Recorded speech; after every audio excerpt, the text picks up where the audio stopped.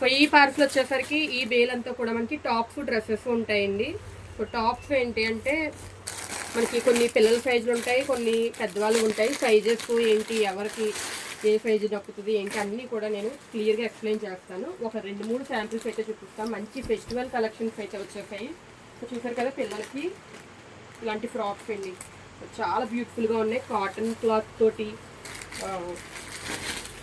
Party wear అన్నీ ఉన్నాయి. So tops designs చూపిస్తున్నాను మీకు ఇప్పుడు.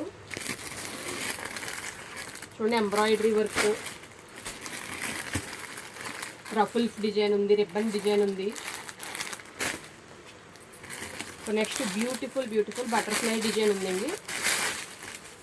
సో మనకి షైనింగ్ సిల్క్ ఫ్యాబ్రిక్లో వస్తుందన్నమాట.